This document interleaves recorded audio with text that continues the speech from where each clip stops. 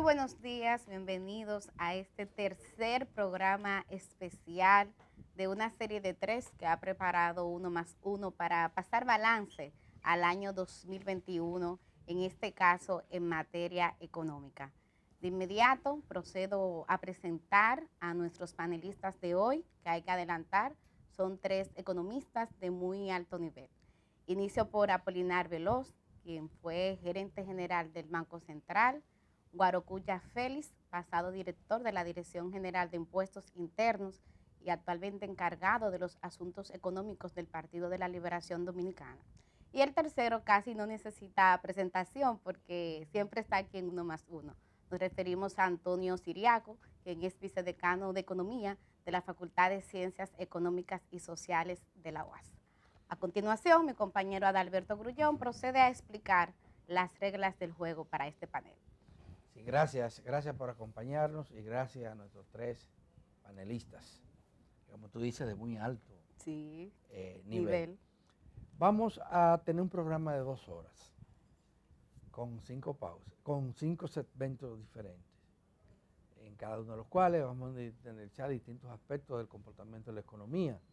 Yo le pediría que para comenzar, arranquemos con identificar un poco los acontecimientos más trascendentes en materia económica que han ocurrido en el año que concluye. Cada uno tendrá la oportunidad de identificar 1, 2, 3, lo que sea, y luego un proceso de réplica entre los 3.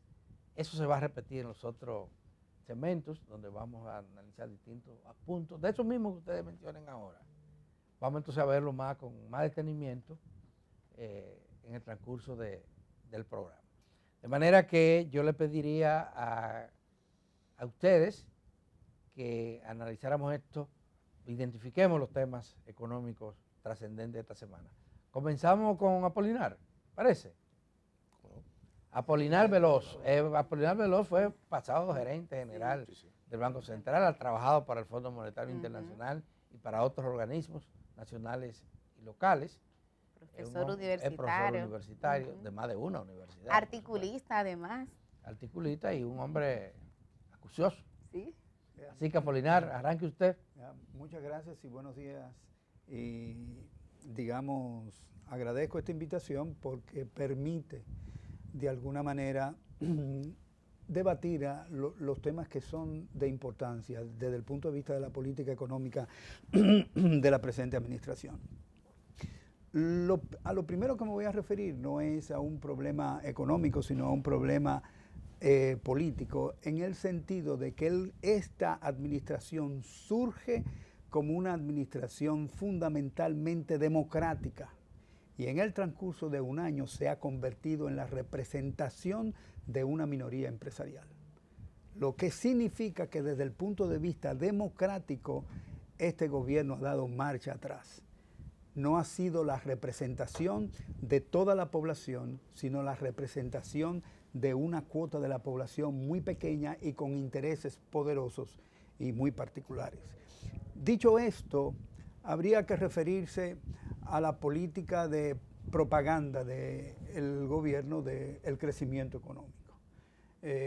Y estas autoridades van a tener una disyuntiva muy importante porque el Ministerio de Economía califica este periodo como de milagro económico, pero al mismo tiempo ellos estiman que el año que viene la economía va a crecer en 5.5 y también el Fondo Monetario Internacional hace una proyección similar. Entonces yo me pregunto, ¿cómo van a calificar haber crecido a 10% en el año del 2021 y una caída a 5% como la gran contracción de la economía dominicana? ¿O van a decir que ese es un crecimiento más alto de América Latina y que tiene una importancia extraordinaria? ¿Cómo van a calificar eso? Además de que sabemos de que justamente el Banco Central lo que está haciendo es provecho de la caída del 2020 y sencillamente comparar esa caída con la del 2021 y efectivamente ese rebote estadístico permite decir que hay un crecimiento del 10%.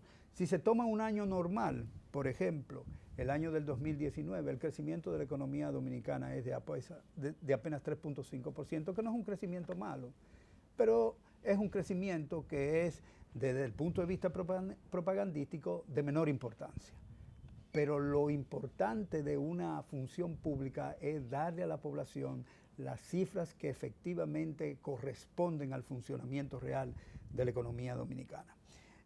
Tenemos un aumento del déficit fiscal, el presupuesto público ha sido manejado. ¿Un aumento decía? Aumento del déficit fiscal. Aumento del déficit Porque fiscal. El gobierno está diciendo que lo que hubo fue una reducción. No, lo que pasa es que el gobierno dice, vamos a ver, el gobierno dice que tiene un ahorro de una cantidad de miles de millones de pesos. En un presupuesto no se ahorra hasta el 31 de diciembre.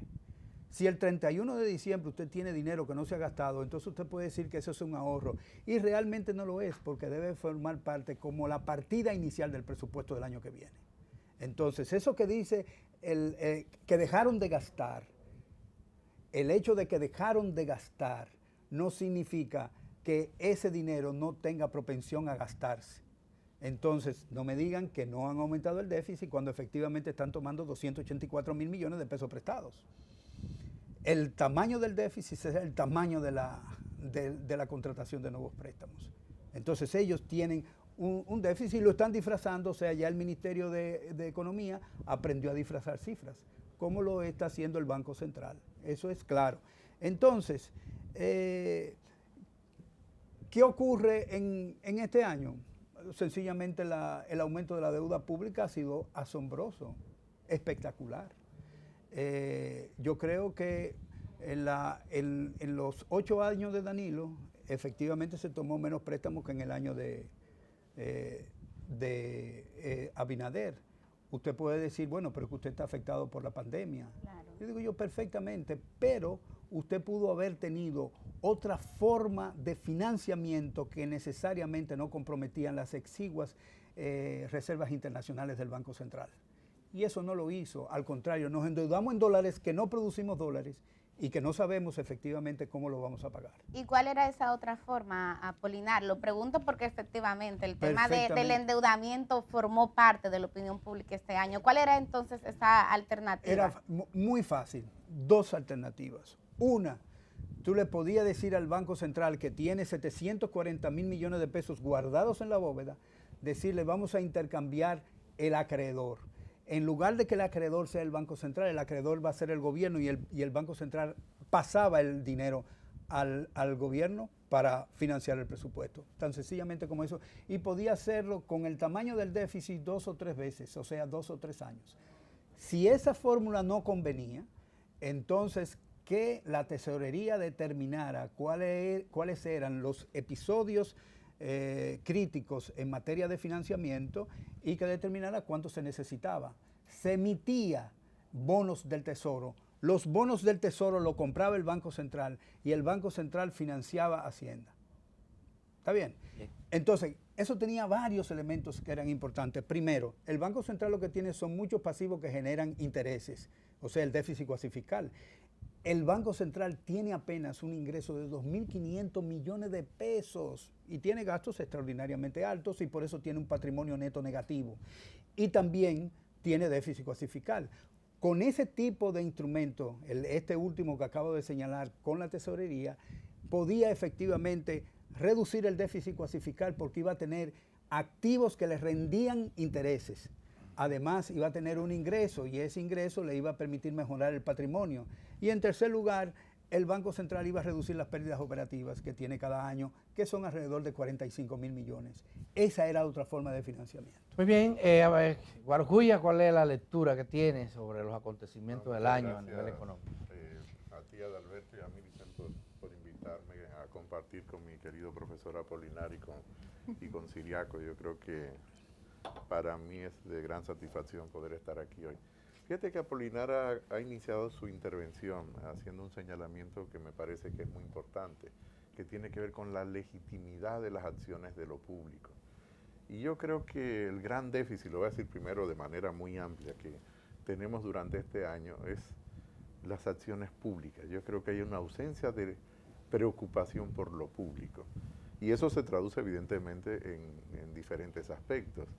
Se traduce en el aspecto de la política social y en el aspecto fundamentalmente de lo que nos ocupa, de la política económica. Creo que Apolinar ha señalado algunos elementos que son importantes continuar destacando, probablemente desde otro punto de vista. El tema del déficit o el tema del crecimiento y el tema de la inflación.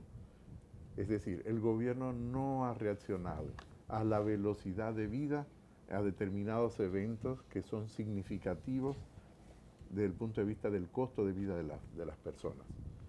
El tema de la inflación, por ejemplo. El gobierno ha tenido mucho más margen para poder actuar que lo que ha hecho durante este año. El tema del crecimiento está de fondo una discusión que es la calidad también de ese propio crecimiento. Y el tema no solo de la significancia estadística de ese crecimiento comparado con el 2020, sino que debe ser con el 2019. Entonces son elementos que, si bien es cierto, el gobierno ha tenido la capacidad de mantener la estabilidad macroeconómica en sentido amplio, pero lo ha hecho sobre la base de hacer un ajuste encubierto frente a la sociedad, porque primero, ¿cuál ha sido la evolución del gasto público en inversión este año? Menor que lo que habían presupuestado y que ya tenían financiado en el propio presupuesto. Eso, la explicación que ha dado el gobierno es que se debía a que estaban reprogramando inversión pública, pero fíjate que no conocemos cuáles son esas grandes inversiones públicas o cuáles son los proyectos de inversión pública que tenía el gobierno para poder ser financiados. Por lo tanto, no sabemos exactamente sobre qué base estaba reprogramando. Se ha hablado también, Guarocuya. Una explicación, Milicen, es la curva de aprendizaje. Es el desconocimiento de los sistemas fiduciarios del Estado, del sistema de planificación y administración financiera del Estado. Hay una curva de aprendizaje. Y yo creo que era sano admitir, estamos en un proceso de aprendizaje, porque no necesariamente nacemos sabiendo, ni nos formamos lo suficiente muchas veces para estar en el sector público. Entonces, un tema que no es un tema positivo para la sociedad fue haber tenido al cierre de este año una inversión pública que quizás termine rondando, quizás, en torno al 60%, si las cifras son las que efectivamente traducen lo Guarocuya, quería agregarte ahí también, porque otro de los argumentos que han dado las autoridades ante ese cuestionamiento es que se han encontrado algunos nudos legales. De hecho, aquí mismo en 1+1, José Rijo Presbó hablaba de cómo ahora cada proyecto de inversión se está haciendo atado a lo que se llama un código SNIP. Dicen que está pagando un costo por la transparencia. Tú sabes, me encanta que me toques el tema porque soy el creador del código SNIP. Y yo sé que me ponen siempre como es director de impuesto interno y se recuerda muy poquito de que fui director nacional de planificación, subsecretario de planificación y superintendente de valores. Pero el código SNIP nace en mi gestión. Y de hecho hay otro código que se lo he planteado al propio gobierno en diferentes espacios, que es el código SNAP, que no nos dio tiempo a desarrollarlo, que es el código de programa.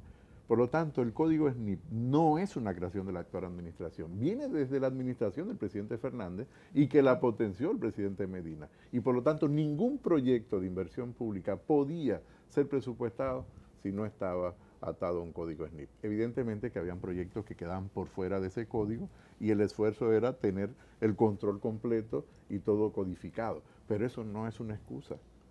Eso no es una excusa. Porque tú siempre vas a tener problemas en inversión pública del siguiente tipo, que no son problemas, es parte del ciclo de proyectos. Que no tienes la titulación correcta de un espacio para construir una edificación. Perfecto, es una edificación. Ahora, si me permite, sí, por favor. Vamos a permitir primero que tomemos la ronda y después... Para eso, solamente okay. Es el hecho de que hay una dificultad, y la dificultad era que toda la inversión ahora se lleva con APPs. Y eso claro, sí choca con el código SNIP. APP, alianzas público-privadas, para que la gente no se entienda. Ahí sí choca con el código SNIP y tienen que buscar una figura que yo creo que ya Siriaco quizás pueda abundar, no lo sé, yo no quiero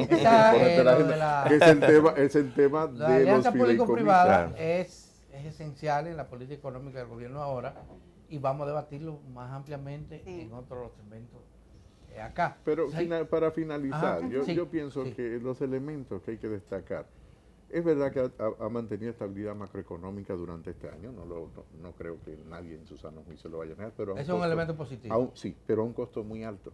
para la sociedad que se va a reflejar en el resto de la propia administración. Eso va a tener un efecto, los economistas llaman un efecto rezago. Antonio Siriaco. Bien, aquí es un placer estar con ustedes y con dos profesores, los catálogos con profesores ante todo. Mira, yo creo que Apolinari y Guarocuya plantearon dos elementos interesantes, que es el marco institucional y todo el tema de la vinculación del presente gobierno con grupos de intereses. Eso no es un elemento nuevo. Cuando uno lee todo el plan de gobierno del PRM, evidentemente que tenía esa marcada intención. Y eso se resume en que el presidente de la República tiene tres condiciones. Es político, es empresario y también es economista. Entonces yo creo que se está destacando dentro de todo el tema de este año, y eso se ve en las políticas públicas, la visión empresarial que tiene el presidente de la República. Y cuando uno observa lo que decía Guarocuya, cómo se están constituyendo políticas públicas de inversiones a partir de la alianza público-privada de fideicomiso, obviamente que eso indica una señal de cuáles son las intenciones que tiene el gobierno en ese sentido. Que uno puede discutir, uno puede ver toda la experiencia de las alianzas público-privadas en el mundo, y uno observa que hay muchas falencias. Incluso la misma ley, desde mi punto de vista, tiene algunas dificultades porque no incorpora toda la evaluación y ejecución dentro del presupuesto público. Y eso entonces lo impregna de poca transparencia en la ejecución. Entonces eso es un elemento, yo pienso, que hay que destacar y que hay que comenzar a señalar, porque todavía no han madurado los proyectos de alianza público-privada. Y las experiencias que tenemos aquí en la República Dominicana con concesiones, evidentemente que no son las más adecuadas. En segundo lugar, yo pienso que el tema del plan de vacunación, eso fue un elemento positivo a resaltar. Y eso, desde mi punto de vista, la mejor política económica que el gobierno puede exhibir dentro de este año es el plan de vacunación. Porque eso adelantó que este tipo de economía comenzara a reaperturar actividades empresariales, de negocios, pequeños negocios, que en cierta manera otros países no tuvieron esa ventaja. O sea, las inversiones que se hicieron en vacunas, no solamente esta administración, hay que tomar en consideración también la administración del presidente Medina. Y eso fue positivo en ese sentido. Y se está viendo en estos momentos. O sea, somos una de las poblaciones con una tasa de vacunación con 2 vacunas muy altas. Eso le da una holgura, en cierta manera, para determinados tipos de actividades. En segundo lugar, yo creo que el tema de la inflación, pero la inflación hay que verla en diferentes etapas, vamos a decir, o visiones. Está una inflación que evidentemente es una inflación importada, producto de las disrupciones en los mercados internacionales, pero hay un componente que podría resurgir y que es a lo que los bancos centrales le están tomando, básicamente la están atacando, que es la inflación de carácter monetario. Entonces, el gobierno va a tener esa disyuntiva, porque la otra inflación no la puede controlar. Y eso es lo que puede, en cierta manera, como decía Apolinar, ralentizar aún más, que yo le llamo el próximo año un año de gran moderación del crecimiento. El año 2022 será un año donde verdaderamente tú puedes comparar un año normal con otro año normal, porque en el 2021 tú no puedes comparar con el 2019 y el 2020 mucho menos. Entonces, es un elemento también importante. Yo quiero resaltar que aquí se ha hablado de crecimiento económico, aquí se ha hablado de recuperación económica, pero los salarios reales de la población dominicana y de los trabajadores aún no se han recuperado. Y eso es muy importante cuando hablamos nosotros de crecimiento económico. Hay un elemento rebote. ¿Ni siquiera el aumento salarial? No, ni siquiera el aumento salarial. Y eso significa precisamente que la brecha en todo este proceso, ¿a quién está beneficiando? Bueno, al capital. Y esos son elementos que yo creo que hay que resaltar. Y son retos que tiene el gobierno para los próximos años. Porque si la inflación importada, que lentamente, vamos a decir, está convergiendo, pero aún no sabemos, porque vivimos un mundo volátil, lleno de incertidumbre, pero además complejo. Hacer predicciones dentro de un contexto como el que estamos viviendo, ni los bancos centrales con los mejores modelos macroeconométricos no pueden hacer eso. Un minutito para cada uno, réplica, precisar su punto de vista antes de irnos a pausa. Bueno, entonces tengo yo. Sí, Apolinar, claro. Por favor. No, pueden intervenir. Sí, mira, la inflación, estoy de acuerdo en algo que dijo Ciriaco con respecto a la inflación, de que no es una inflación de origen monetario, por lo menos en el país, y es difícil atacarla. Sin embargo, los bancos centrales en Estados Unidos, la Reserva Federal, está incrementando tasas de interés, ya de hecho, ¿no?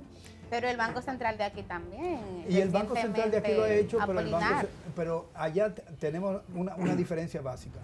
Efectivamente, allá hay lo que se llama no sé cómo se traduce, quantitative easing, flexibilidad cuantitativa. Una flexibilidad cuantitativa que estaba comprando alrededor de 70.000 millones de dólares mensuales, ¿no? a los bancos comerciales o a quienes tuvieran deficiencias. Y eso significaba un aumento de la circulación del dinero. Eso no ha ocurrido en República Dominicana. Porque el dinero que puso el Banco Central, que fue flexibilización del encaje legal y el dinero que dio para supuestamente préstamos a la banca lo que lo hizo fue que los utilizó para reestructurar los préstamos vencidos de la gente. Y eso ya había sido señalado por el Fondo Monetario Internacional en el 2019, cuando les había dicho que los bancos comerciales dominicanos tenían problemas de capital y que esos problemas de capital tenían que solucionarse en parte a través de no entregar bonificaciones ni salarios de ¿cómo se llama? No, las primas o sea, los salarios y los sobresueldos. Que dejaran eso y que lo utilizaran para resolver el problema de capital. Obviamente que eso no se hizo, y lo que hizo la Superintendencia y el Banco Central fue hacer 10 licencias con carácter de, digamos, regulatorio para resolver el problema de capital. Es decir, los bancos comerciales tienen problemas de capital, pero como la Superintendencia y el Banco Central le dieron licencias para evitar, por ejemplo, que se inobservara los créditos avinculados, que fue uno de los problemas que tuvo Baninter, ¿no? Eso ahora no tiene ningún tipo de penalidad y los bancos pueden hacer con eso lo que les da la gana. De la misma manera, la calificación de riesgo de las carteras que tienen los bancos comerciales, sencillamente se le ha dado una licencia y la calificación ahora no se toma en consideración sencillamente para fines de encaje legal. Entonces, desde ese punto de vista, yo pienso que el Banco Central y la Superintendencia han actuado perfectamente a favor del sistema bancario, pero no así en favor de la salud de ese sistema. Guarocuya. Sí, fíjate que un elemento que yo destacaría en ese minuto que tú pides es el hecho de que, si bien es cierto, ha habido una recuperación, por ejemplo, en niveles de empleo, que tú puedes decir más o menos similar al año 2019, tomándolo como base, porque a veces tomamos el 2019 para una cosa y el 2020 para otra, entonces no hay una homogeneidad en la metodología para hacer comparaciones. Pero tomando el 2019, un elemento que hay que destacar es que los empleos que se han generado no son de la misma calidad que los empleos que se tenían en 2019. Y eso sí también profundiza algo que Ciriaco ha mencionado, que es la brecha que se genera. Lo de la calidad. La calidad del empleo. Claro, tú tienes empleos mucho más precarios que lo que tenías en el 2019, por ejemplo, para tomar como referencia. No son empleos más estables, son empleos más inestables, son empleos con menor nivel de salario y son empleos que no le permiten a una persona poder cubrir sus necesidades básicas. Es verdad que en 2019 no estábamos en un mundo ideal. De hecho, el gran problema, desde mi punto de vista, que tiene la República Dominicana por delante, uno de los grandes retos, y creo que lo hablamos en algún momento aquí, es precisamente la reforma profunda del mercado de trabajo. Pero para evitar que nosotros sigamos hablando de trabajador formal e informal y nos pasemos a hablar de empleo precario y no precario, y tengamos otro tipo de políticas para intervenir en el mercado de trabajo que permita mejorar la calidad del empleo y por lo tanto la calidad de vida de las personas. La mejor política social es el empleo. Una persona con un empleo, con un trabajo de calidad, no necesita subsidios, no necesita transferencias directas, necesita bienes públicos que tiene que proveerlo el sector público, puede proveerlo en diferentes modalidades, pero ese es un tema que sigue estando pendiente en República Dominicana. Siriaco, para concluir. Mira, tú sabes que yo quiero tocar algo que Apolinar planteó, que fue la forma en cómo el gobierno se financió dentro del tema de la pandemia. Y él decía que habían otros mecanismos, quizás mucho más, menos lesivos, vamos a decir, y que comprometían la soberanía nacional, que el endeudamiento público. Y él mencionaba básicamente un mecanismo de financiación que utilizaron los bancos centrales de los países desarrollados. Por ejemplo, el Tesoro, Hacienda podía emitir bonos y esos bonos sencillamente el Banco Central podía tenerlo y comprárselo y darle los fondos al gobierno. Sin embargo, aquí, durante los últimos años, durante las últimas décadas, ha habido un proceso de temor precisamente de ese tipo de financiamiento, más que por un tema de carácter, vamos a decir, real, sino producto de un tema ideológico. Generalmente el Banco Central, en esos aspectos, siempre se ha manejado en ese sentido. Entonces, yo no entendí, y yo pienso que eso quizá pudo haber sido un mecanismo también expedito, como hizo el Banco de Inglaterra, que directamente financió, incluso a gobiernos, directamente financió a gobiernos. Yo pienso que en ese sentido se pudo haber tomado eso en la pandemia, porque eso lo permitía dentro de una excepción el Código Monetario Financiero. Ahora, otro elemento que Guarocuya planteó, el tema de los empleos. Evidentemente que los empleos que estamos post-pandémicos son empleos muy precarios en muchos aspectos y en muchos sectores, porque el mercado de trabajo ha cambiado. La pandemia no ha traído como consecuencia que hemos todos centrado una parte importante, muchos sectores, en la virtualización, en el teletrabajo. Y obviamente que eso ha trasladado costos de las empresas a las personas, al trabajador. ¿Y quién le está cubriendo esa diferencia? No se lo está cubriendo el salario. De manera que esos son elementos que de una forma u otra precisamente han debilitado todo el tema del trabajo. Pero además la informalidad laboral se ha incrementado y se incrementó durante todo este proceso. Y verdaderamente recuperar esto y volver otra vez al punto del 2019 donde había una tendencia incluso a una formalización, producto de una serie de medidas que se tomaron, eso evidentemente que se tomará tiempo para retornar al punto 2019. Bueno, con el permiso de Apolinar, Guarocuya, Siriaco y de ustedes que nos sintonizan, vamos a hacer la primera pausa. Pero la recomendación es que no se vayan muy lejos. A la vuelta vamos a introducir otro de los temas que en materia económica dominó por mucho tiempo la opinión pública. Me refiero a la reforma fiscal.